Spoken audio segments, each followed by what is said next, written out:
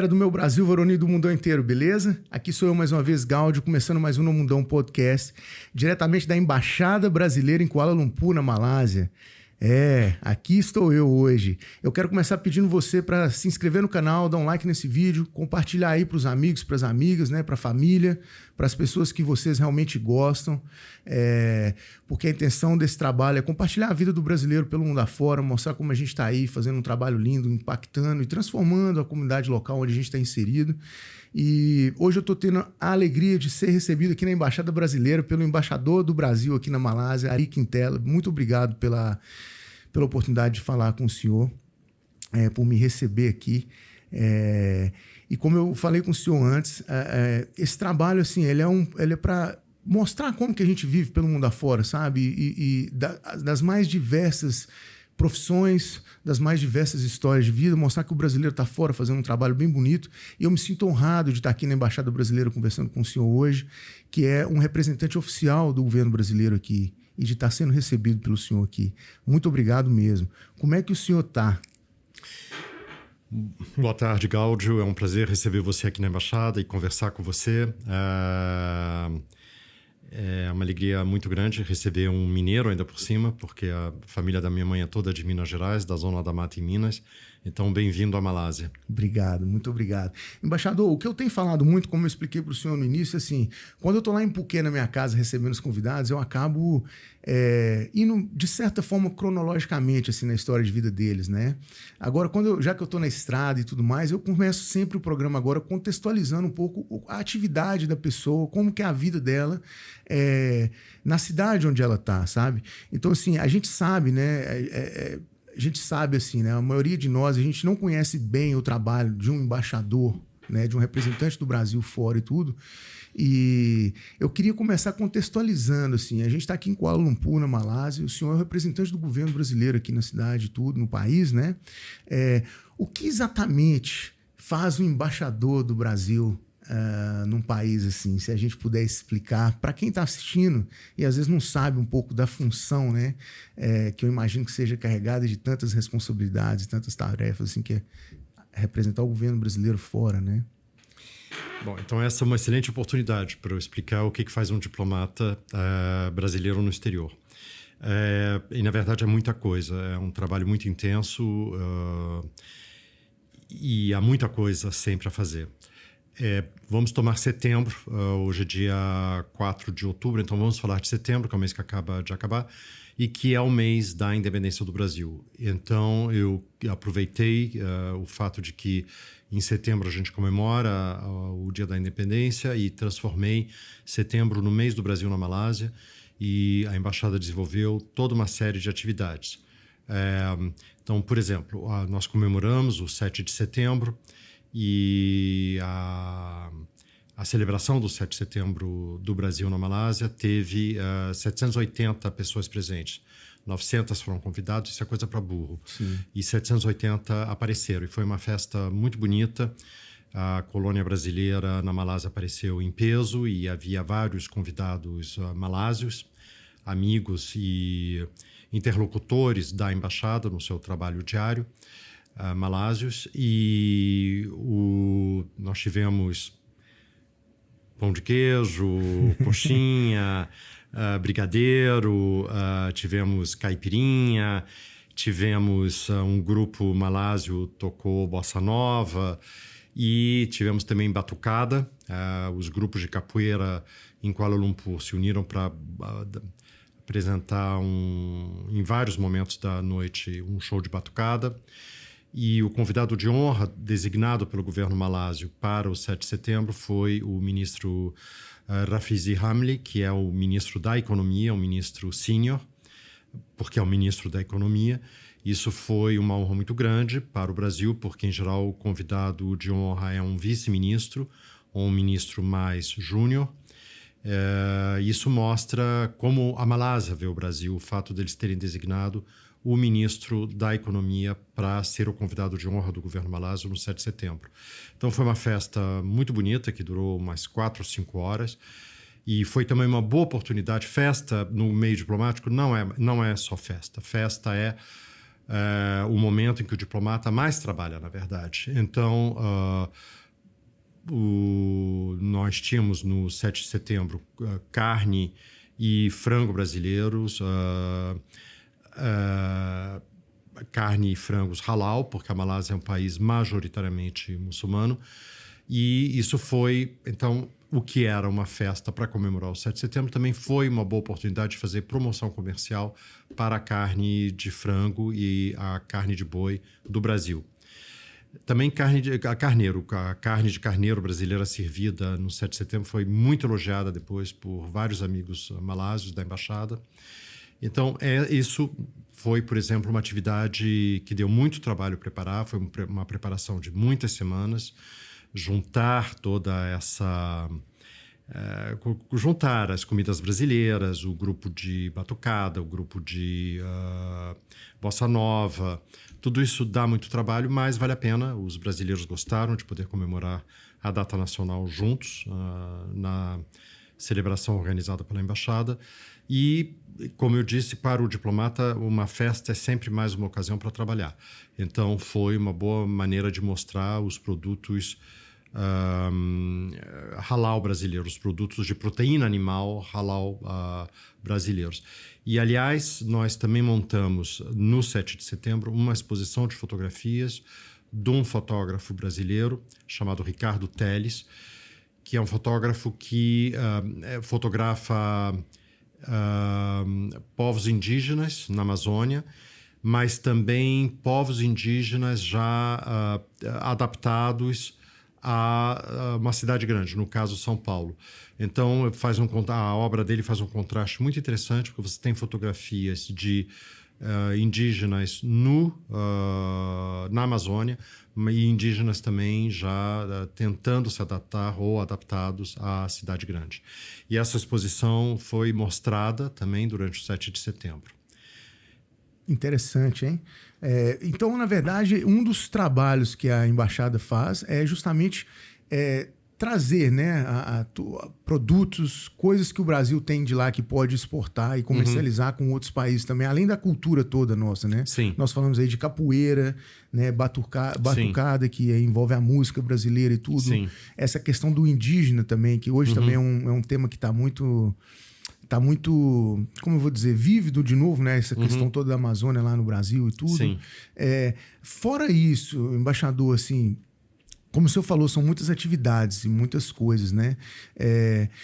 O que mais o senhor poderia descrever para a gente que faz o diplomata brasileiro, um embaixador, assim, fora aqui? No caso da Malásia, vamos dizer. Também em setembro, a embaixada organizou pela primeira vez o Festival do Cinema Brasileiro. Todo ano existe na Malásia o Festival do Cinema Latino-Americano e a embaixada sempre participa, sempre há um filme brasileiro no Festival de Cinema Latino-Americano. Mas desde que eu cheguei aqui há 3 anos, o meu sonho era poder realizar o Festival do Cinema Brasileiro. E nós conseguimos este ano, em setembro também, nós fizemos um festival. Foi um festival muito bonito, porque nós pusemos nós pusemos 3 filmes brasileiros, e o primeiro deles que inaugurou o festival, foi na noite de abertura do festival. Foi um documentário chamado Amazônia Groove, de um cineasta brasileiro chamado Bruno Murtinho, e é um documentário muito bonito sobre a vida musical na Amazônia, particularmente em Belém do Pará. E realmente foi muito bonito abrir o festival com esse documentário. É um lindo documentário em que o diretor entrevista vários brasileiros que vivem a música em Belém ou mesmo na floresta amazônica. E todo tipo de estilo musical. E esse festival, considerando que foi o primeiro festival do cinema brasileiro, foi muito concorrido. Nós tivemos... o festival durou 4 ou 5 dias e todo dia nós apresentamos 3 filmes e cada filme foi apresentado 2 vezes, em dias diferentes. E nós tivemos a sala onde os filmes eram mostrados ocupada com 70% da sua capacidade. Isso é muito bom. Muito.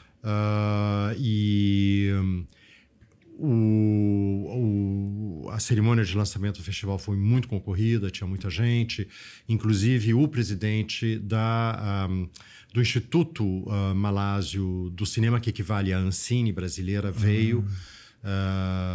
E foi uma bonita noite. E também, de novo, né, na cerimônia de lançamento desse festival, na noite de inauguração do festival, nós tivemos também coxinha, pão de queijo, caipirinha, carne brasileira. Então, toda ocasião é uma boa ocasião para divulgar a cultura do Brasil e produtos brasileiros. Interessante. O senhor falou dessa época aí do 7 de setembro, né, que foram convidados em torno de 900 e poucos brasileiros não, pessoas. Sim. E essa é a minha pergunta. Esse tipo de evento que a Embaixada acaba promovendo aqui, o público desse tipo de evento, igual o Festival de Cinema, essa época do 7 de setembro e tudo, é um público focado na comunidade brasileira ou também envolve a comunidade internacional, no caso daqui da Malásia? Olha, ano passado, em 2022, por causa da Covid, eu quis fazer uma festa pequena. Então, a Embaixada organizou um jantar num restaurante brasileiro aqui na cidade, e o objetivo era convidar a comunidade brasileira. Existem em torno de 450 brasileiros morando em toda a Malásia, tanto na Malásia peninsular como na ilha de Bornéu. Mas desses 450, ano passado, apenas uns 200 estavam cadastrados na embaixada. Muitas vezes o brasileiro no exterior não sente a necessidade de se cadastrar na embaixada. Se ele não precisa de nenhuma atividade do setor consular, fazer uma procuração, ele não se cadastra.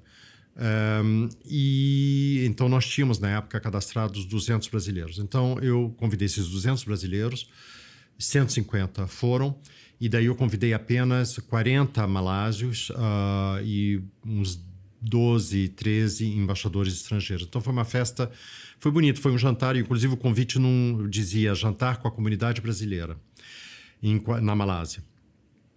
Porque a Covid ainda era muito presente aqui em setembro do ano passado. Então eu não queria fazer uma coisa grande que pusesse as pessoas em risco. Eu mesmo, quando eu tive Covid ano passado, eu peguei numa data nacional muito grande que houve aqui. Então eu não quis expor as pessoas a esse tipo de risco no passado. E tudo isso é uma longa história para dizer que... Então, ano passado, a comemoração da data da independência do Brasil foi totalmente voltada para a comunidade brasileira. Eu tive alguns amigos malásios, interlocutores malásios da embaixada, convidei alguns embaixadores estrangeiros, mas a minha intenção era comemorar com a comunidade brasileira. Entendi. Este ano, eu resolvi fazer uma coisa maior. Então, foram convidadas 900 pessoas, quase 800 vieram, e daí o número de brasileiros cadastrados na embaixada aumentou, agora são em torno de 300. Esses 300 foram convidados, quase todos eles vieram ao 7 de setembro. E daí havia muito malásio, todo tipo de interlocutor da embaixada, pessoas de... Um país, quando celebra a sua data nacional, aproveita para convidar aquelas pessoas locais que são interlocutoras da embaixada e que ajudam o trabalho da embaixada. Funcionários de ministérios da Malásia, todo tipo de autoridade, ministros, parlamentares, artistas e pessoas do setor privado, pessoas de quem a embaixada precisa ao longo do ano, são convidadas tipicamente para o 7 de setembro. E o 7 de setembro este ano foi bastante grande, bem grande, 780, isso é bem para qualquer parâmetro, isso é uma grande festa nacional. E você tinha desde membros das famílias reais da Malásia, passando por políticos malásios, até provedores da embaixada, provedores de serviços da embaixada, e funcionários públicos malásios e grandes empresários malásios, enfim. Entendi. Embaixador, deixa eu te perguntar, quantos são os brasileiros hoje que estão trabalhando aqui na Embaixada Brasileira, representando o Brasil aqui? Comigo, nós somos 9 brasileiros. 9 brasileiros. 9 e brasileiros. O pessoal que contribui também, aí tem malásios e de outros países também? Sim, e há também Poderia haver pessoas de outra nacionalidade trabalhando aqui, desde que fossem residentes da Malásia. Entendi. Mas no caso não há. Nós somos 9 brasileiros e uns 6 ou 7 malásios. Entendi. Já que nós estamos começando esse papo aqui já pela história, do contexto seu atual de vida aqui, né, do senhor aqui dentro da embaixada e o trabalho da embaixada e tudo, eu queria entender um pouco mais quais são as principais demandas que o brasileiro tem em relação à embaixada do Brasil fora, assim. O senhor citou mais cedo alguma procuração, alguma coisa assim, mas tem como a gente descrever isso e tudo? A embaixada do Brasil existe, toda a embaixada do Brasil existe para defender os interesses do Brasil e dos brasileiros que moram naquele local ou que estejam passando por aquele local. Então, tipicamente, os 2 setores mais demandados numa embaixada do Brasil, os 2 setores mais demandados pelos brasileiros são o setor consular, que se você mora... Por exemplo, você está de passagem pela Malásia. Se você perder o seu passaporte brasileiro aqui, você vai precisar da embaixada para receber um novo passaporte. Sim. Se você é um brasileiro que mora na Malásia, você precisa passar uma procuração para, por exemplo, a sua mãe em Belo Horizonte. Você vai precisar que a embaixada passe essa procuração. Você é brasileiro, você tem uma namorada brasileira aqui, vocês resolvem se casar. O embaixador do Brasil tem a capacidade de casar as pessoas na embaixada, desde que os 2 sejam brasileiros. Então, o setor consular é muito demandado pelos brasileiros, sempre. Mas há também o setor de promoção comercial. Você tem uma empresa no Brasil, pode ser uma pequeníssima empresa, inclusive, uma empresa pequena, mas você quer importar alguma coisa da Malásia ou exportar alguma coisa para a Malásia, ou você quer saber mais sobre como empresas semelhantes às tuas no Brasil trabalham na Malásia. O setor comercial, de promoção comercial da Embaixada do Brasil existe para ajudar você com essas coisas também. Entendi. Bem bacana, hein? E eu tô vendo, desde a hora que eu cheguei lá embaixo na portaria, até aqui, todo mundo o tempo inteiro tratando muito bem, recebendo muito bem, oferecendo uma assistência possível. Assim, eu que agradeço, tá? Vamos entrar agora, então, na vida pessoal do senhor, assim, um pouquinho. É claro que eu fiz minha pesquisinha lá e tudo para entender melhor, né, com quem eu tô falando, mas eu queria... Já que a gente está falando para um público lá que está no Brasil, na grande maioria e tudo, eu queria que o senhor contasse essa história, sabe? Assim, então eu queria saber de onde o senhor é e como foi crescer ali. Bom, eu sou carioca, mas a família da minha mãe é da Zona da Mata, em Minas, da estrada entre Juiz de Fora e Leopoldina. E aí eu conheço muito bem aquela região, as minhas férias foram passadas ali. A família da minha mãe mora toda ali, alguns em Belo Horizonte, mas a maioria em Juiz de Fora ou em cidades pequenas, ali perto de Juiz de Fora. Bicas, Argirita, Maripá de Minas. Eu conheço tudo isso muito bem. E houve períodos na minha vida em que eu me sentia mais mineiro do que carioca, inclusive. Mas a família do meu pai é do Rio e eu nasci no Rio de Janeiro. Mas eu, na verdade, não cresci no Rio de Janeiro, porque a minha mãe era diplomata também. Agora ela é aposentada, mas ela era diplomata também. Então eu cresci muito ou em Brasília, ou por causa do trabalho dela, ou em Brasília ou no exterior. Interessante. Eu queria saber, então, já que o senhor teve isso dentro de casa, essa questão da diplomacia, então, né? O senhor cresceu dentro disso, assim, né? Viajando e tudo. E eu acho até assim, é complicado eu perguntar se isso acabou contribuindo para a sua escolha depois, profissional, mas... Não, na verdade não, porque muitas vezes atrapalha, no sentido de que você nem sempre quer seguir a carreira dos seus pais. Sim. E eu, na verdade, meus pais nunca fizeram nenhuma pressão sobre mim para que eu virasse diplomata. Pelo contrário. Mas digamos que a vida foi me levando e... Eu, na verdade, o meu primeiro sonho na vida era ser psicanalista. E eu queria fazer a minha formação. Eu comecei a tomar os primeiros passos para fazer a minha formação analítica em Brasília. Mas daí quando eu voltei da Inglaterra, onde eu me formei, eu tive de revalidar o meu diploma na UNB, em Brasília. E o curso universitário na Inglaterra durou 1 ano menos do que o curso universitário no Brasil. Então, a UNB, para revalidar meu diploma, me pediu que eu fizesse mais 2 semestres. antes de me dar a revalidação do meu diploma. E daí eu tinha de encher a carga horária durante 2 semestres na UNB, daí eu, por curiosidade, botei matérias de relações internacionais. A UNB é muito boa em relações internacionais. E eu gostei das matérias, e foi isso que gradualmente daí me fez mudar de ideia, daí eu fiz o concurso para o Rio Branco, porque eu fiz aquelas matérias de relações internacionais na UNB. O concurso naquela época, nós estamos falando de que ano, embaixador? Eu fiz o concurso, eu prestei o concurso em 1988. O concurso para o Instituto Rio Branco é um dos concursos mais concorridos no país, se bobear o mais, né? Assim, um dos mais difíceis, se bobear o mais difícil, Sim. né? Sempre foi assim, sempre foi muito complicado, né? A exigência é muito alta, né? De, inclusive, outros idiomas, história do mundo, né? Assim. O concurso também vai se adaptando à sua época. Então, o concurso de hoje é diferente do concurso que eu fiz em 88. Qual é a diferença, embaixador? Desculpa. Hoje em dia, quando eu fiz, havia 1.000 candidatos, por exemplo. Havia 13 vagas no meu ano e nós éramos 1.000 candidatos. Hoje, você tem muitos mais milhares de candidatos todo ano. Então, foi criado um sistema, por exemplo, a primeira prova é uma prova objetiva, para já ir peneirando. E, inclusive, na época que eu fiz o concurso, era o Itamaraty que aplicava o concurso, o Instituto Rio Branco. Hoje já não é. Hoje isso é centralizado na UNB, inclusive. Tem um órgão da UNB, eu esqueci o nome, que administra os concursos públicos. Sim. Então, já não é o Itamaraty que aplica a prova.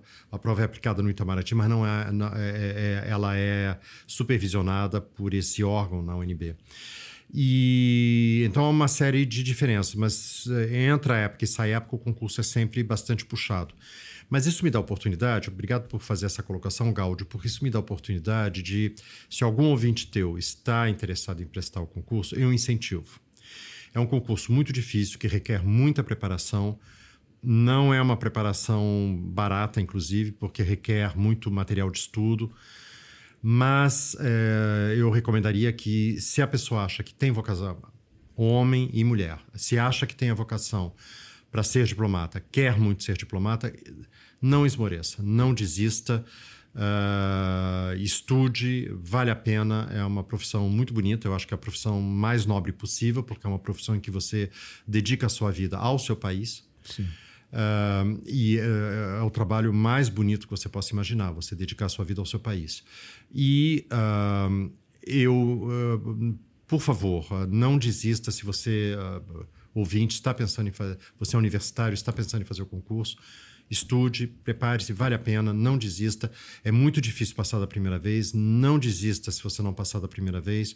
É muito comum a pessoa tentar 5, 6, 7 vezes antes de passar. Isso é perfeitamente normal e comum. Isso não deve assustar você e eu acho que vale muito a pena persistir e continuar tentando, porque é uma profissão que vale muito a pena. Aproveitando isso que o senhor disse aí agora, acho que é bom a gente também falar, né, que não tem uma área determinada, né, para que a pessoa seja apta a prestar esse concurso, né? Por exemplo, concurso de juiz, o cara tem que ser formado em direito. E no caso do Itamaraty, não, né? Não. Ele pode ser de qualquer área, desde que tenha o 3º grau, não é isso? Exatamente. Tem de ter o curso superior completo. Você pode ser formado. A gente tem colegas no Itamaraty formados em educação física. Eu sou formado em psicologia social, que é um curso universitário na Inglaterra próprio. No Brasil, psicologia social é uma matéria de curso de psicologia, né? Na Inglaterra, o curso que eu fiz era de psicologia social. Obviamente, se você estuda direito, ou história, ou economia, ou relações internacionais, sobretudo, isso te dá uma boa base, isso te prepara, daí o teu curso universitário passa a ser parte da preparação para o concurso. Mas não é um requisito. Você tem de ter o curso superior completo, mas o curso pode ser em qualquer disciplina. Embaixador, seguindo nessa toada aí, né, como a gente fala em alguns lugares, né, de Minas, o senhor consegue explicar para a gente o porquê dessa questão desse concurso em si ser um concurso aberto a qualquer área, assim, desde que a pessoa tenha o 3º grau? Bom, primeiro é uma coisa democrática. É uma coisa democrática. Eu acho que... eu acho isso justíssimo, porque muitas vezes você quer ser diplomata, você quer estudar relações internacionais, mas você não passa no vestibular para relações internacionais. Você faz outra matéria, ou digo, outro curso na universidade. Isso não deve ser um empecilho para você daí poder se preparar para ser diplomata. Eu acho que é uma questão democrática. Sim. Mesmo. Eu confesso ao senhor que eu fui um dos que esmoreceu, você acredita? Eu tenho um primo que ele foi até a 4ª etapa, se não me engano, 2 vezes, o Guilherme. E uma vez eu estava lá no Brasil meio pensando assim, eu falei, quer saber? Eu acho bonito, eu acho tão lindo e eu falei, eu vou entrar nessa. Aí eu fiz uma semana, assim, de estudos, e eu sempre tive um probleminha, assim, pra estudar mesmo, sabe? Aí eu falei, mas, de uma semana não. Aí eu peguei e desisti rapidinho, eu falei, isso não é pra mim. Requer meses, e se não anos. Anos. Não, uma semana não, você esmoreceu pouco, cedo demais. Eu fui lá olhando tudo que eu ia ter que estudar, embaixador, eu falei assim, meu Deus, será mesmo que é essa que eu quero abraçar, sabe? E eu olhei assim, eu falei, pô, eu tava, assim, super empolgado, né, vamos dizer, mas eu olhei e falei, não é o que eu vou abraçar, não. Mas eu acho lindo, sabe? Acho lindo mesmo. E por isso, para mim, é uma honra especial estar aqui hoje conversando com o senhor, sabe? Assim, vamos dizer assim, é uma realização muito grande, sabe? Assim, mesmo. E eu fico muito feliz com isso. Embaixador, tendo... O seu pai também era diplomata, não? Não, meu pai não, minha mãe. Meu pai era escritor. Escritor, né? Tendo a mãe diplomata, eu fico pensando assim, o senhor viajou muito quando criança, ou na fase pro exterior e tudo. Então, porque assim, só para contextualizar para o senhor, dentro do meu programa, eu sempre fico tentando entender como que essa sementinha da vida pelo exterior afora foi plantada na pessoa, né? Porque a gente sabe que a gente tem nossos sonhos e vai buscando isso em várias áreas e tudo. Como que essas experiências no exterior foram alimentando aí dentro da cabeça ou dentro da alma do senhor, do coração, assim, né, diante dos encontros e das experiências que o senhor foi tendo? Bom, você mesmo mora no exterior há muitos anos. Sim. Eu acho que a questão é a seguinte: morar no exterior não é necessariamente uma coisa boa. É uma coisa que requer muito sacrifício e muita concessão do indivíduo e saber arcar com sentimentos nem sempre alegres, porque morar no exterior também significa que você vai morar longe da sua família, das pessoas de quem você gosta mais, dos seus amigos. Então, não eu vou morar no exterior e vai ser ótimo. É um exercício que requer também uma disciplina mental e muita concessão afetiva. Às vezes, a pessoa não se adapta ao morar no exterior, sente muita saudade do Brasil. O Brasil, aliás, é um país que cria muito isso. Às vezes, brasileiro... muito agarrado ali, né? Exatamente. Talvez porque a gente tem uma vida familiar muito intensa no Brasil. O brasileiro típico tem uma vida familiar muito intensa, sim, com muitos parentes, e é muito ligado à família. E, de repente, você abandonar tudo isso e morar no exterior não é assim tão fácil. Então, morar no exterior é uma coisa, eu acho que tem o seu aspecto positivo. Você mora na Tailândia, você morou na Austrália, você morou na Espanha antes de morar na Tailândia. É uma coisa que abre muitos horizontes da pessoa. Você aprende a lidar com outras culturas, você aprende como vivem pessoas de outras culturas. Você fica, eu acho, idealmente, mais tolerante em relação a outras pessoas e a outras culturas, porque você aprende a viver aquela realidade daquele outro povo, daquele outro país. Mais humilde, né? Você fica mais humilde, eu acho. Idealmente, deveria ser assim. Sim. Então, tem um aspecto positivo enorme. É um aprendizado cultural, é um aprendizado intelectual, é um aprendizado afetivo. Então, tem um lado positivo muito claro, óbvio. Mas há também um lado difícil da concessão. E o Borges tem uma frase, o Jorge Luis Borges tem uma frase que eu gosto muito, que é a seguinte: que ele diz que é uma frase budista, uma ideia budista, que uma das coisas mais difíceis para todo ser humano é aprender a viver longe das pessoas de quem a gente gosta. Isso é verdade. Sim. E morar no exterior significa isso, você aprender a viver longe das pessoas de quem você gosta. Sua primeira experiência no exterior foi quando, embaixador? Quando criança ainda? Quando eu tinha 2 anos e a minha mulher... A minha mãe foi servir na Argentina. Então, há fotos minhas descendo com 2 anos de idade da escada do avião com meu irmão, bebê ainda. E depois a gente voltou para o Brasil, para o Rio de Janeiro. Depois a gente foi morar na Bélgica, depois no Uruguai. Daí nós fomos morar em Brasília. E daí depois Londres, onde eu fiz meu curso universitário. Daí eu voltei para o Brasil. E daí eu comecei a minha própria carreira diplomática. Daí eu já não acompanhei a minha mãe. Dessas experiências ainda, falando das suas experiências acompanhando a mãe do senhor, quando adolescente, talvez, assim, criança e tudo, que o senhor lembra, assim, era difícil para uma criança ou para um adolescente? Muito. Fora, assim? Muito, porque inclusive era uma época pré-internet, pré-celular, pré-fax, inclusive, pré-computador pessoal. Então, quando você viajava, você sabia que provavelmente você... Criança, você sai da Bélgica e vai para o Uruguai. Você sabe que provavelmente você nunca mais vai ver os teus amigos na Bélgica. Então, era muito difícil. Era uma época em que chamada internacional não tinha descagem direta. Sim. Era via telefonista. Era outro universo. Hoje, as coisas são mais fáceis. Você pode manter o vínculo com os seus amigos, com a sua família, mesmo morando no exterior. Mas naquela época, não. Então, o sacrifício era muito mais difícil, era muito pior. Hoje é complicado. A única coisa de hoje é que só não dá para sentir o cheiro, né, embaixador? O resto tudo você tá ali o tempo inteiro. Exatamente. No vídeo, ao vivo. Você daqui toda hora você pode saber o que está acontecendo no Brasil. O cheiro é que você não pode recuperar, mas tudo o resto você pode recuperar.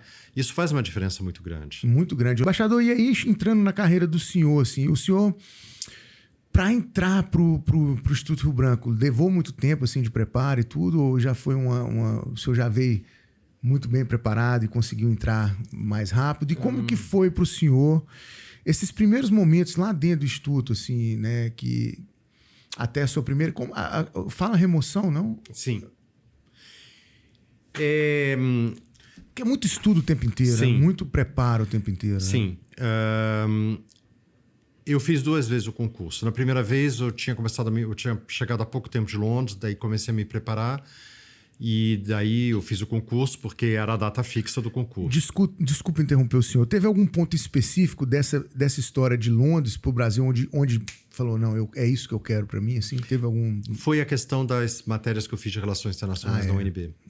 Entendi. Foi isso que foi o grande incentivo para mim. E... então, a primeira vez eu não estava preparado. E até... na época, a primeira prova era a prova mais importante, porque era a prova que eliminava mais, que era a prova de português, a prova de redação. E eu passei muito bem nessa prova, passei em primeiro ou segundo lugar. E daí fui eliminado numa etapa posterior. E daí eu me preparei para o ano seguinte, daí me preparei intensamente, quase que dedicação integral, absoluta. E fiz cursinhos para me preparar e daí passei na segunda vez. Então eu me preparei durante um ano e meio, descontando as matérias de relações internacionais da UNB, que obviamente me ajudaram. Claro. Eu me preparei durante um ano e meio. Na sua primeira remoção, para onde o senhor foi parar, vamos dizer assim? É preciso saber que a minha mulher também é diplomata. A minha mulher é minha colega brasileira de turma. também? Sim. Nós somos colegas de turma, nós passamos juntos no concurso em 1987. Perdão, 88. 1988 é quando nós passamos. E daí nossa primeira remoção foi para Washington. Como que é para ajeitar isso, para ir o casal junto? Assim, consegue? É fácil isso? Teve casos já de vocês acabarem indo para lugares diferentes e tudo? Não, durante a nossa carreira não. É difícil porque você precisa sempre de um lugar onde haja 2 vagas. E então é difícil. Inclusive, minha mulher e eu passamos muito mais tempo em Brasília do que no exterior. Primeiro porque nós gostamos de Brasília e segundo, nossa filha nasceu lá. Mas segundo porque era mais fácil para nós ficar em Brasília do que batalhar 2 postos juntos no exterior. Então, nós tivemos relativamente poucos postos no exterior, comparado com outros colegas da nossa geração. Sim. Mas nós sempre conseguimos, nós tivemos 3 postos no exterior e nós sempre conseguimos ficar juntos. Daí nós voltamos para Brasília mais recentemente, daí nós passamos 9 anos em Brasília, dessa última vez, e daí nós fomos promovidos a embaixador, os 2, e daí chegou a hora de cada um chefiar a sua embaixada e nós ficamos felizes de conseguir Malásia e Singapura, porque são 2 lugares relativamente perto. Praticamente colado, né? Assim, dá pra... os outros postos no exterior, você falou, foi Washington, né? Washington, depois Quito, Equador, e depois a missão do Brasil junto à União Europeia em Bruxelas.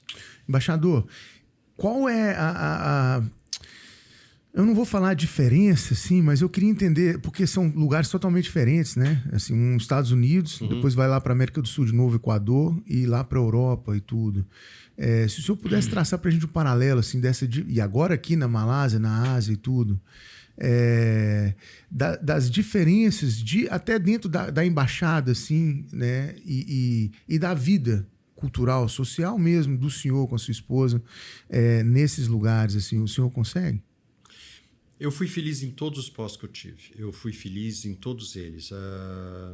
Puxa um pouquinho o microfone para perto do senhor, por favor. Eu fui feliz em todos os postos que eu tive. Quito foi um momento um pouco mais difícil, porque coincidiu... Meu pai morreu no Rio de Janeiro, enquanto a gente servia no Equador. Mas eu fui super feliz no Equador. Fiz ótimos amigos lá. Nossa filha, quando nós chegamos lá, nossa filha tinha 5 anos. Ela cresceu lá, ela foi muito feliz lá também, se adaptou bem à escola. Então, todos os lugares em que a gente serviu foram lugares em que nós fomos felizes. Embaixador, eu não tive a oportunidade de ler ainda, mas eu né, de ontem para cá, assim, para hoje, foi tudo muito rápido assim para mim. Eu acabei pesquisando um pouquinho, eu vi que o senhor tem um blog, gosta de escrever bastante, inclusive que a sua escrita vem em função também da sua, assim, não sei se dizer se inspiração, mas da questão do seu pai como escritor também e tudo, né? Comenta um pouquinho pra gente um pouco do blog do senhor. Muito obrigado pela oportunidade, porque isso é uma coisa importante para mim. Porque, pelo seguinte, eu sempre escrevi, eu criança já escrevia, mas assim como eu não queria ser diplomata porque minha mãe era diplomata, eu não queria ser escritor porque meu pai era escritor. E eu sempre engavetava tudo que eu escrevia. Aos 14 anos eu escrevi um romance, essas coisas. Mas eu sempre engavetava tudo. E daí, digamos que um dia, foi em 2016, eu resolvi fazer uso... Por que não usar as novas tecnologias? Daí eu resolvi... Em parte eu engavetava também o que eu escrevia, porque eu não queria ter de mandar para a editora, talvez levar um não. Eu não gosto muito de levar não. Mas aí em 2016 eu pensei, bom, mas por que não criar uma página pessoal na internet? E daí eu comecei a escrever. E no começo eu escrevia coisas muito curtas, pequenas, assim. Eu ia ver um filme, gostava do filme. Daí eu fazia uma resenhazinha de algumas linhas sobre o filme. E daí, gradualmente, E era uma exposição grande. Para alguém que nunca tinha querido mandar manuscrito para a editora para não ser recusado, publicar numa página pessoal é uma aventura. E daí, pouco a pouco, eu fui vencendo esse medo... da rejeição, talvez, a gente possa chamar assim. Sim. E os meus textos foram ficando mais elaborados e eu fui tomando mais confiança de... Tudo que você publica, você está se expondo. Sim. E daí eu fui tomando mais segurança de que aquilo era o que eu queria dizer e que eu me sentia confortável escrevendo aquelas coisas e publicando aquelas coisas. Então, o que eu escrevo é um pouco... É uma mistura de memórias minhas e com a literatura, coisas que eu estou lendo e sobre as minhas viagens também. Então, é uma mistura do que eu estou lendo, de onde eu estou e de recordações familiares, inclusive. E daí algumas editoras com o passar do tempo, algumas editoras começaram a se interessar, mas eu não queria publicar, eu já publicava na minha página pessoal, não via necessidade de publicar em livro, mas faz algumas semanas eu assinei contrato com uma editora, daí eu criei coragem e talvez até o final do ano, no começo do ano que vem, vai ser lançado um livro que é uma coleção de algumas dessas crônicas, alguns desses ensaios que eu publico na minha página pessoal na internet. Eu fiz uma pré-seleção e uma editora pediu a um outro escritor para fazer também a seleção dele, e ele está trabalhando nisso, e até o final do ano, começo do ano que vem, vai ser lançado uma coletânea de alguns desses escritos meus. Mas uma seleção dele dentro das suas crônicas ou... Dentro das minhas crônicas. Entendi. E eu fiz uma pré-seleção, algumas eu descartei imediatamente e mandei para ele uma lista longa, que daria umas 500 páginas se ele emplacasse tudo. Para ele, dentro daquelas, escolher na avaliação dele quais são as melhores que merecem ser publicadas em forma de livro. E aí no livro o senhor vai deixar as mais pessoais, as mais com teor de viagem, assim? Sim, tranquilamente. Tudo. O momento da Covid foi um momento interessante, porque foi um momento trágico. A minha tia, a única irmã da minha mãe, morreu de Covid em Juiz de Fora, em 2020, quando não havia vacina ainda. Eu estava aqui... você mora em Phuket, então você sabe que a Covid, lidar com a Covid na Ásia, do Sudeste teve seu lado bom, mas seu lado também de muito sacrifício, porque a gente se sentia muito seguro aqui, porque eles fecharam as fronteiras. Mas isso das fronteiras estarem fechadas era uma coisa difícil. A Malásia fechou completamente as fronteiras, então... você podia sair, óbvio, não é uma prisão, longe disso, mas para voltar você tinha de fazer quarentena em hotel, no começo 3 semanas. Isso é um hotel escolhido pelo governo. Então, era difícil, tudo isso era muito difícil. Então, durante 2 anos, eu não saí da Malásia e eu não pude ver a minha filha, eu não pude ver a minha mulher, eu não pude ver a minha mãe, eu não pude ver a minha irmã, porque eu moro sozinho aqui na Malásia. Então, e a mulher do senhor aqui do lado, né?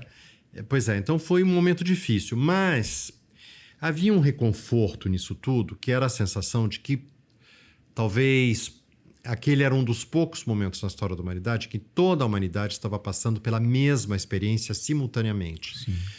E isso, de certa maneira, isso ajudou a provocar um sentimento de... Não provocou solidão, você não se sentia sozinho, e houve momentos na Malásia, aliás, em que era proibido sair de casa. Você só podia sair de casa para ir ao supermercado. Houve muitas semanas em que a gente tinha de trabalhar de casa. E trabalhar de casa para o diplomata é mais difícil do que trabalhar do escritório, porque você tem de casa, em casa você não tem várias redes de computador do Itamaraty, que são os mecanismos que você precisa para trabalhar. Então, trabalhar de casa era muito difícil para um diplomata. Mas, ao mesmo tempo, isso não provocava solidão em mim, porque eu sabia que toda a humanidade estava passando por aquilo. Então, embora eu fiquei 2 anos inteiros sem ver a minha filha. Se alguém um dia tivesse me dito, nós só temos uma filha, você vai ficar 2 anos da sua vida sem ver a sua filha, eu teria achado isso uma loucura, impossível, impensável. Nós somos muito ligados à nossa filha, que hoje em dia é uma pessoa adulta, inclusive, ela tem 30 anos, mas foi difícil ficar 2 anos sem vê-la. Mas foi um momento muito produtivo, porque você não podia ver ninguém, você não podia, mesmo nos períodos em que você podia vir ao trabalho, que deixavam você sair de casa para vir ao trabalho, você não podia ter vida social. Os restaurantes estavam fechados, você não podia receber amigos em casa. Então, foi um momento em que eu pude escrever bastante. E foi um momento em que eu escrevi coisas mais pessoais, inclusive para poder lidar com aquela situação que nós todos estávamos vivendo no mundo da Covid. Nesse caso aí, entra um pouco do psicanalista na parada, porque é um pouco de uma autoterapia também, né? Escrever assim, né? Sim. O senhor encara dessa forma, certo, então? Não há dúvida. Para quem gosta de escrever, né? Isso é uma excelente terapia mesmo. Não há né? dúvida. Embaixador, esse momento do Covid aqui foi um momento, assim, para a população brasileira, assim... teve muita demanda para a embaixada, de acordo com os brasileiros que estavam aqui e tudo. O brasileiro precisou de ir para o hospital, essas coisas. Não houve. Houve uma pessoa, uma brasileira que estava de passagem e ela ia fazer apenas trânsito aqui. E no trânsito ela precisou fazer um teste de Covid. Era obrigatório na Malásia, e daí ela testou positivo. Ela vinha do Brasil e testou a caminho de outro país da Ásia. E ela testou positivo. E daí ela teve de ficar na Malásia porque tinha testado positivo. E a gente manteve contato com ela permanentemente, mas ela não teve sintomas. Foi uma Covid assintomática. Apenas ela testou positivo no teste obrigatório. E então nós prestamos total apoio a ela, apoio emocional, inclusive, porque ela ia passar poucas horas aqui e foi obrigada a ficar vários dias. Sim. Mas foi o único caso. Houve um momento em que, em 2020, o Brasil resolveu repatriar no mundo inteiro os brasileiros que quisessem voltar para o Brasil.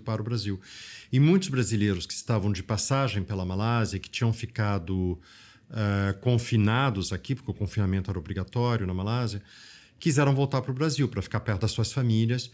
E daí nós prestamos o apoio para esses brasileiros que queriam voltar. Providenciamos o voo, a passagem. Esse voo foi aquele mesmo voo que fez Vietnã, Tailândia também aqui? Não, foi porque foi. Eu acho que foi um voo. Não houve um voo. Não havia um número suficiente de brasileiros querendo voltar da Malásia que justificasse o frete de um avião. Sim. Então o que nós fizemos, o que o Itamaraty nos instruiu a fazer, foi juntar todos esses brasileiros no mesmo voo.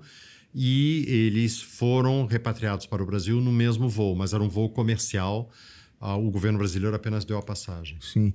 Embaixador, eu peço até desculpa porque a gente foi falar do blog do senhor, mas a gente esqueceu de falar o nome, onde que a galera consegue acessar aí para poder ler os textos. Inclusive, eu quero demais, porque eu estava vendo o senhor falar um pouco disso numa das minhas pesquisas, e eu fiquei muito curioso para ir lá ler tudo. E só não tive tempo ainda, mas eu vou dar uma maratonada lá e tudo. Você é muito generoso, você está sendo super generoso. O nome do blog não é muito original, porque é o meu nome. Então, eu pensei, que nome que eu posso dar a esse blog? Mas todo nome eu achava meio piegas. Então, não, vai ser meu nome e pronto. Então, é Ari Quintela, tudo junto. Ari com Y, Quintela com 2 L's. ariquintela.com. Esse é o nome da minha página. Que massa. E hoje, o senhor assim, consegue receber muito feedback lá do pessoal que tá lendo? Sim.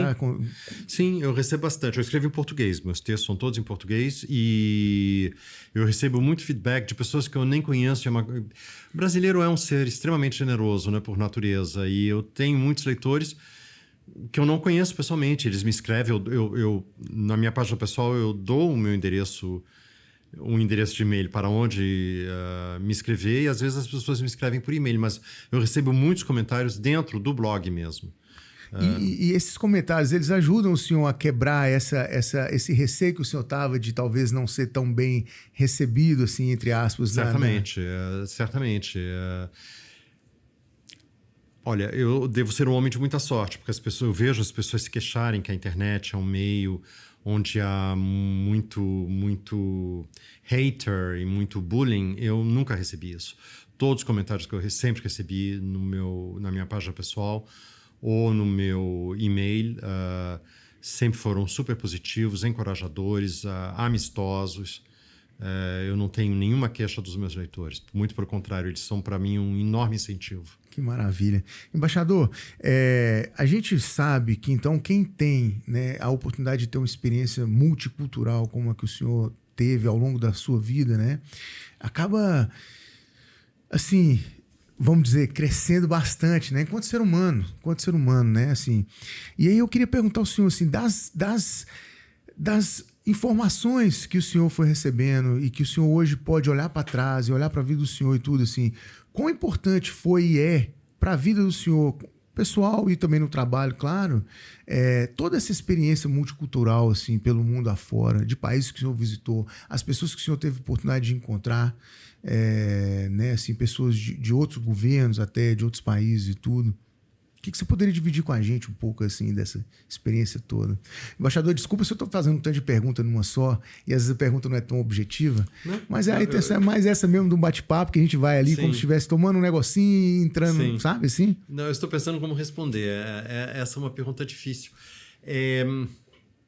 Eu acho que cada país que você visita... Desculpa, puxa um pouquinho assim para mais... aí. Cada país que você visita, cada país onde você mora, você aprende alguma coisa.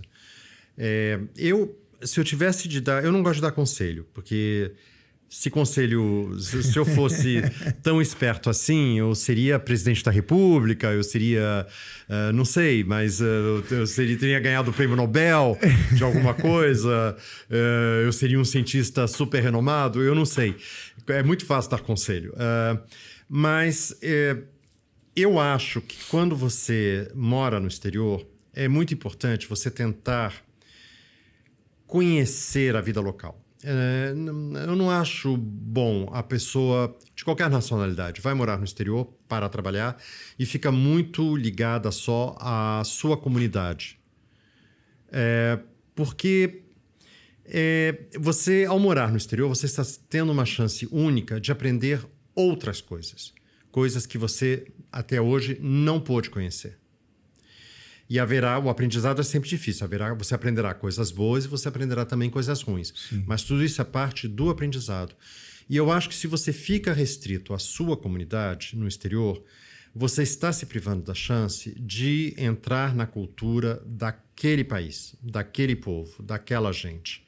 Então, se eu tivesse de dar um conselho aos teus ouvintes, seria, ao morar no exterior, tenta entrar na vida local. Tentem fazer amigos do país onde você está morando. Tente ir aos museus do país onde você está morando.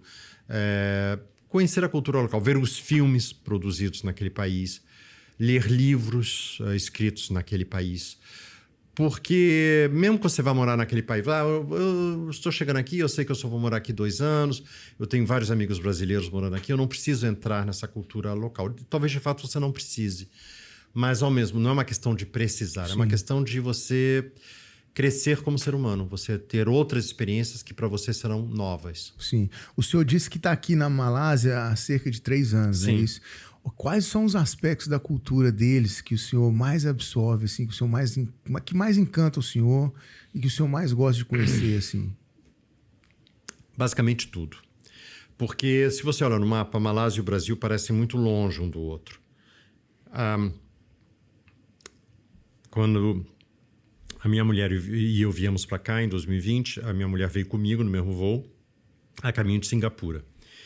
E da nossa porta de casa em Brasília, a porta da casa aqui, foram 40 horas de viagem.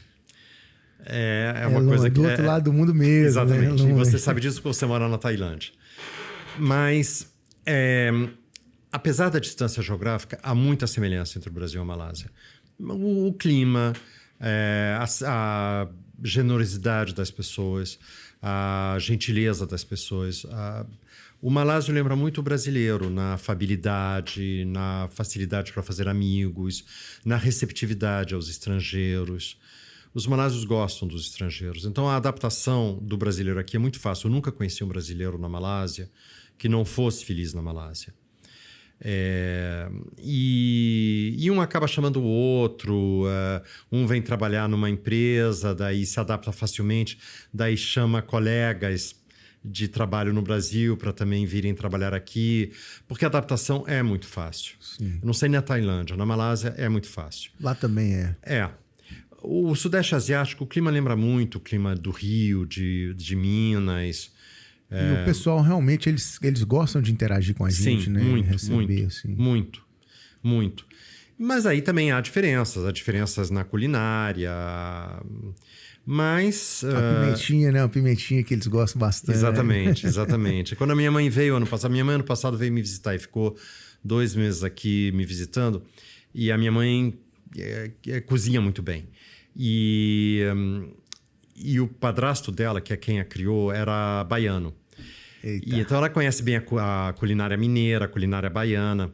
E daí eu perguntei para ela, por que eu acho a comida aqui tão apimentada, se no Brasil a gente tem a malagueta?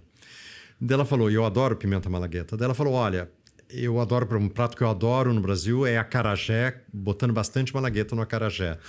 Daí ela falou, olha, a questão é a seguinte, o que eu pude aprender aqui dessas semanas aqui na Malásia é que, digamos que haja uma hierarquia das pimentas de 1 a 10.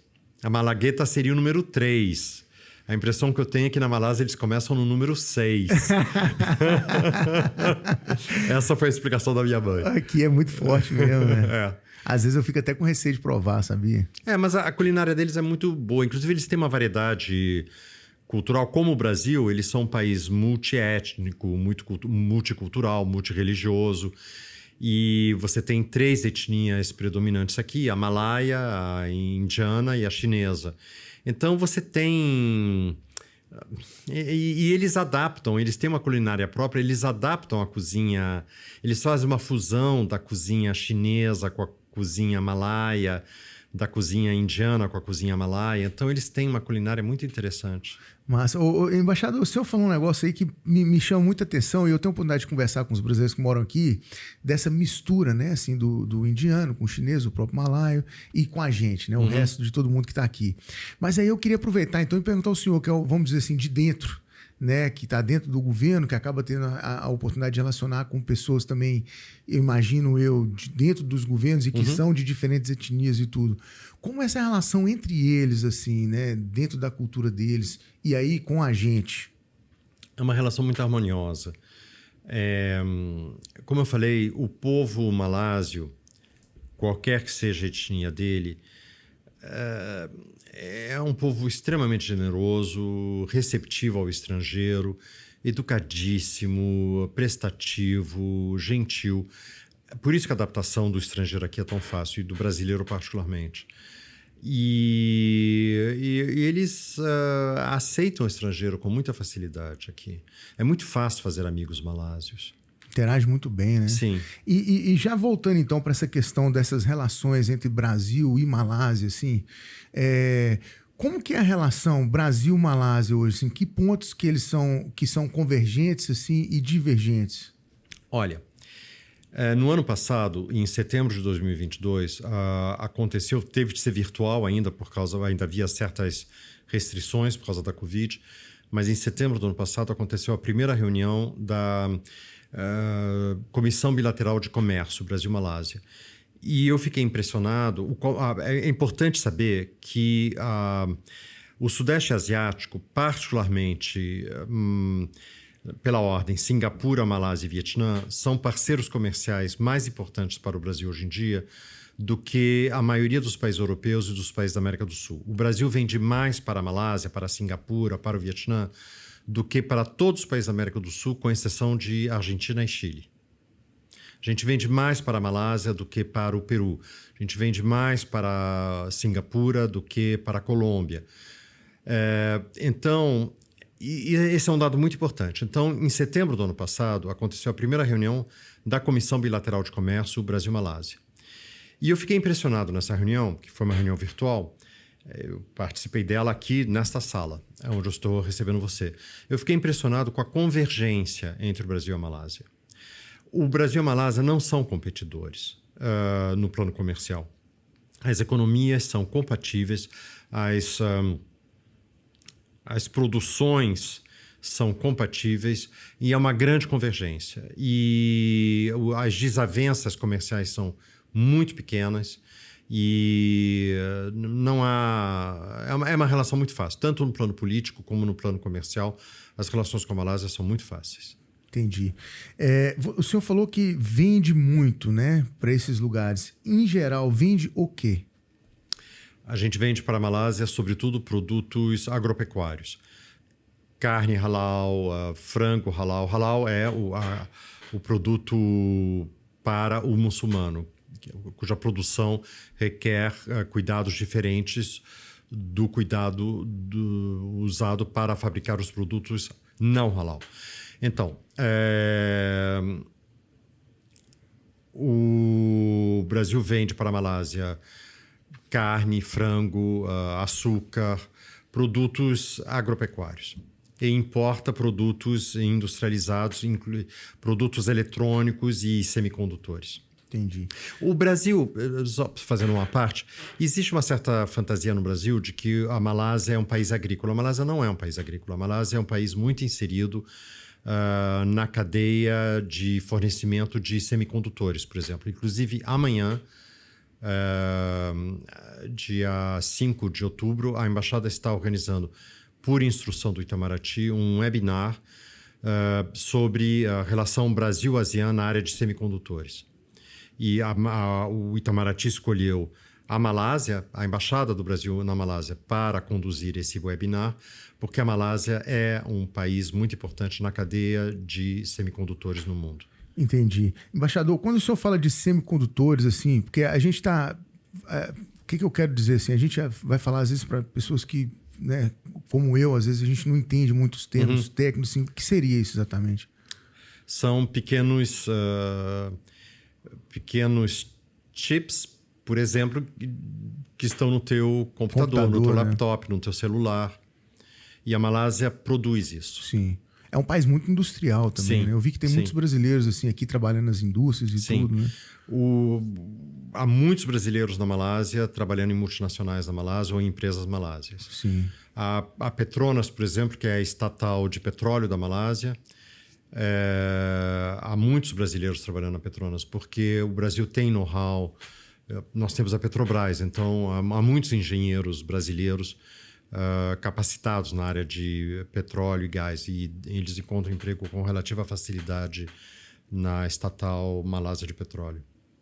Interessante. Embaixador, olha, eu sei que assim, eu não queria entrar tão especificamente na questão política que o Brasil vem enfrentando nos últimos anos, mas também é inevitável, né, da gente não tocar um pouco nesse tema, e a oportunidade de ouvir o senhor, que é uma pessoa que dentro do governo está assim, o Brasil, que está dentro do governo, né, o Brasil tem mudado muito nos últimos anos, né, como o nosso governo se relaciona, não sei, com o mundo, essa é a impressão que eu tenho e tudo. Sendo embaixador de carreira, estando fora do Brasil e tudo, como que esses mares aí acabam afetando pessoalmente e profissionalmente o trabalho do senhor, né? Vai e volta nessa questão toda. Se o senhor ficar à vontade para falar... Eu não vou falar do passado, eu vou falar do presente. O atual primeiro-ministro da Malásia tem um histórico de vida muito parecido com o do presidente Lula.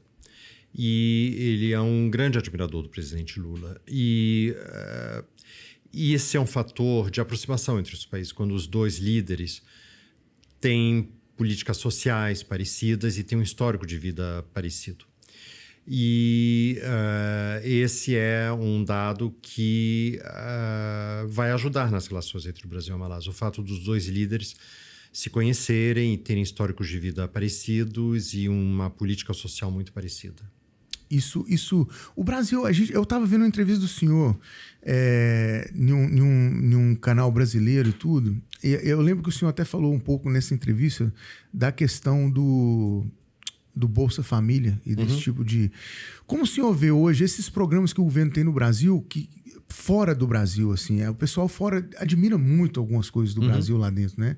O senhor conseguiria descrever pra gente um pouco isso, assim, como que o pessoal de fora hoje olha pro Brasil lá dentro, assim? Especialmente aqui onde o senhor tá, né? Você tem de ter sempre presente que o Brasil é um país gigantesco. O Brasil é o 5º maior país do mundo em termos de dimensão geográfica, dimensão territorial, perdão. O Brasil está sempre entre as 10 maiores economias do mundo. O Brasil tem uma população de 210 milhões de habitantes, isso é muita coisa. Então, o Brasil sempre é um país muito olhado pelos estrangeiros. O Brasil nunca é um país ignorado. E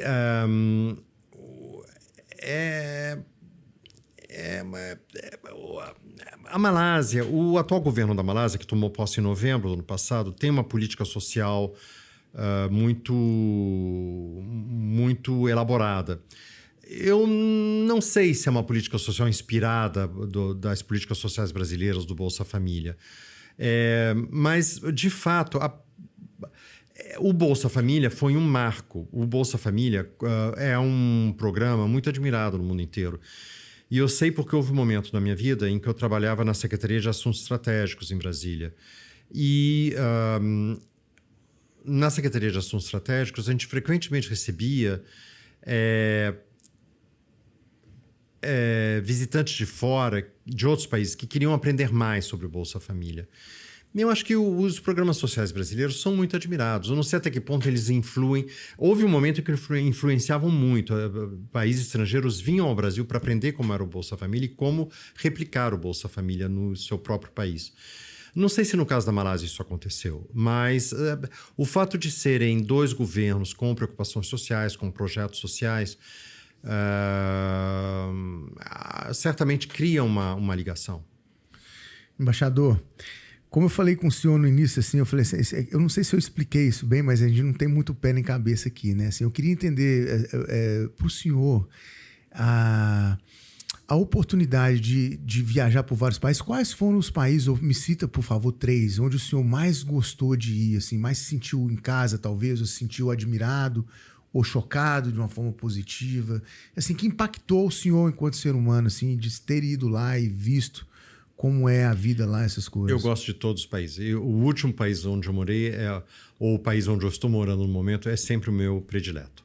Eu sou muito feliz na Malásia, extremamente feliz. E às vezes a gente tem aquela... naquele ano eu era feliz e não sabia. Eu não tenho isso. Eu sei que eu sou feliz na Malásia. Eu sei que eu fui feliz no Equador. Eu sei que eu fui feliz na Bélgica. Eu sei que eu fui feliz em Washington. Eu fui feliz em todos os países onde eu morei quando eu era criança, acompanhando a carreira da minha mãe. Mas até como turista, assim, um país que tem te impactado bastante, assim, tudo. Bangkok. Bangkok. Por quê? Primeiro porque eu fui com a minha mulher. No final do ano passado, eu passei uma semana de férias lá com a minha mulher e minha filha. Então, primeiro, viajar em família não é tão fácil para nós hoje em dia, porque minha mulher mora em Singapura, trabalha em Singapura, eu trabalho na Malásia, e nossa filha trabalha na Bélgica, no setor privado. Então, não é tão fácil a gente poder os 3 se encontrar e poder viajar junto. E eu gostei de Bangkok, eu gostei de estar lá. Eu achei uma cidade lúdica, eu gostei de estar lá. Bacana. O Rio, eu gostei daquilo. Massa. Embaixador, assim, a gente está caminhando para o final aqui desse bate-papo. Eu agradeço muito o tempo do senhor, assim, do senhor, né, dedicar o seu tempo a abrir um espacinho na sua agenda para poder me receber aqui. Quero reforçar mais uma vez para o senhor que para mim foi uma oportunidade, assim, que significa muito para mim em termos de realização pessoal e profissional, ter tido a oportunidade de estar aqui conversando com o senhor. O programa que eu faço é um programa assim, muito sobre a vida do ser humano, sabe? Não é uma coisa... E assim, não tem muito roteiro, a gente vai conversando e tentando descobrir mais um pouco. Eu fiquei realmente encantado de poder ter conversado com o senhor aqui, de ter sido tão bem recebido pelo pessoal da Embaixada, desde a hora que eu cheguei com a minha tralha toda lá na porta e fui entrando, assim, o pessoal me atendeu muito bem. Obrigado por dizer isso, eu fico feliz com isso e é a nossa obrigação tratar bem todo brasileiro que vem aqui. Aliás, todo malásio também.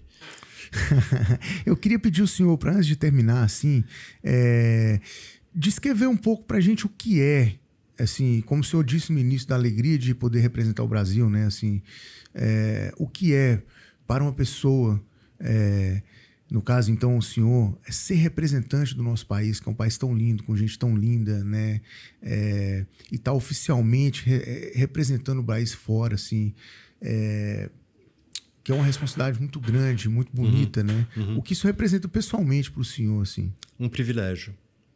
Representar o Brasil é o trabalho mais nobre, mais bonito, mais digno, na minha avaliação, que uma pessoa pode ter. É um privilégio. Todo dia eu tenho consciência do privilégio que é poder representar o Brasil e o povo brasileiro. Que maravilha, hein? Que maravilha. Eu estava esquecendo de fazer uma perguntinha que eu queria fazer antes da gente terminar, desculpa. Eu imagino que o senhor tenha conhecido pessoas encantadoras e maravilhosas, tanto de outros governos, quanto até, né, tudo assim. O senhor poderia citar uma pessoa que o senhor realmente te marcou, assim, conhecer, ter a oportunidade de talvez virar amigo ou não, mas que você teve talvez aquele dedinho de prosa que foi uma pessoa assim, muito marcante para o senhor, e por quê? Houve vários momentos assim, às vezes você, ao longo da minha vida, às vezes você conhece uma pessoa, um político, um presidente de outro país, uma pessoa super famosa, conhecida, que você vê na televisão toda noite, no noticiário, e a pessoa te decepciona. E às vezes você vê pessoas perfeitamente desconhecidas que marcam você muito mais e porque te ensinam alguma coisa. Eu não gostaria de dar um exemplo concreto, Sim. porque eu acho que no fim das contas, a vida é uma coisa curiosa, porque eu não sei que idade você tem. 42, dia 20 agora. Bom, parabéns antecipados. Obrigado. Parabéns pelo aniversário. Obrigado. Eu acho que a vida é uma experiência em que você vai... As pessoas entram na tua vida e às vezes elas entram, ficam anos, daí saem. Às vezes você tem uma interação com uma pessoa de 1 segundo e você nem sabe quem é aquela pessoa. A pessoa te vendeu alguma coisa na rua ou te deu um bilhete de metrô. Mas aquela pessoa marca, alguma coisa na interação marca. Então é difícil. Eu não gostaria de dar um exemplo concreto, porque a minha experiência de vida é que às vezes pessoas que você conhece e que você acha, essa pessoa é legal, acho que essa pessoa pode virar minha amiga. E daí você nunca mais vai ver aquela pessoa. Sim. Porque as circunstâncias, a vida é assim. Aí, às vezes, uma pessoa que você pensa não tem nada a ver com essa pessoa e a pessoa se torna teu melhor amigo. Interessante, é bem assim mesmo. Né? Ainda mais fora que a gente vai recebendo e vendo gente o tempo inteiro, né? É diferente. E, obviamente, quando você viaja ao exterior ou quando você mora no exterior, essas experiências se multiplicam. Mas o Brasil é um país tão grande que, veja bem, você é de Belo Horizonte.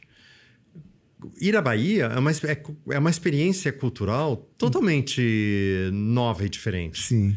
Você ir a Porto Alegre é uma experiência totalmente nova e diferente. Sim. Então, o Brasil é um país tão grande que mesmo viajar pelo Brasil oferece essa possibilidade de você conhecer outro tipo de vida cultural, outro tipo de mentalidade. Essa é uma das grandes belezas do Brasil, a sua própria vastidão e a sua riqueza cultural, o seu patrimônio cultural. Isso é verdade. Lá em Minas, por exemplo, a gente faz divisa ali com a Bahia, com o Rio, com São Paulo. Então, dependendo de onde você está em Minas, a gente acaba absorvendo muito dessas culturas do Rio, São Paulo e Bahia, por exemplo. Né? Isso é lindo. Embaixador, por favor, deixa um recadinho aí para a galera do Brasil que está vendo a gente e que... o que o senhor quiser falar para o público que quiser, assim, para o mais variado possível. Deixa um recadinho para aquele brasileiro que pensa em de repente ir para fora, para Malásia, para qualquer lugar do mundo, assim, por favor. Bom, antes de mais nada, obrigado por ter assistido o programa. Eu fico muito grato e obrigado a você, Gaudi, pela oportunidade de falar aqui nesse programa.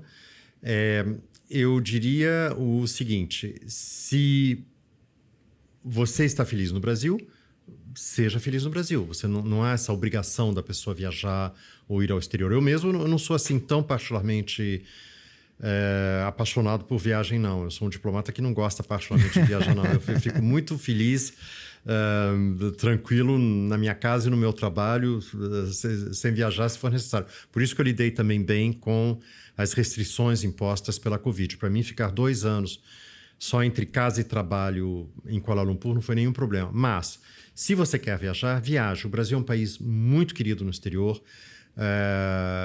Eu, como brasileiro, nunca me senti maltratado ou discriminado. As pessoas gostam do Brasil, as pessoas gostam de conhecer brasileiros. Se você tem essa necessidade de viajar, viaje, você será super bem tratado. Se você, no exterior, precisar de algum serviço da Embaixada do Brasil, do Consulado Geral do Brasil, procure a embaixada, procure o consulado. Perdeu o passaporte, procure o consulado ou o setor consular da embaixada. Precisa fazer uma procuração? Vá à embaixada, vá ao consulado. E se você está pensando em fazer Rio Branco, como eu falei, não esmoreça, não desista. Tenha convicção do seu próprio valor, da sua própria capacidade para estudar e para se preparar. É uma questão de disciplina. É só isso.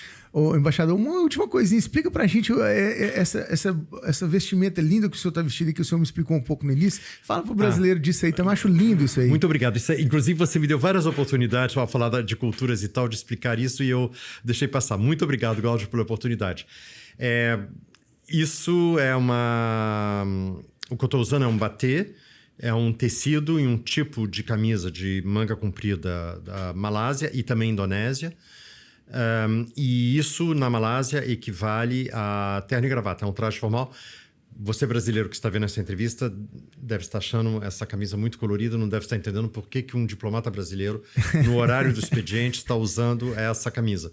Mas isso na Malásia é um traje formal, equivale a terno e gravata, e há ocasiões em que inclusive, sobretudo quando são convites do governo, em que o convite diz o traje único possível é o batê. Isso se chama batê. E é extremamente formal. Ao me ver, você tem de pensar que é como se eu estivesse de terno e gravata. E eu estou usando isso hoje porque eu tive um compromisso de almoço hoje que requeria batê.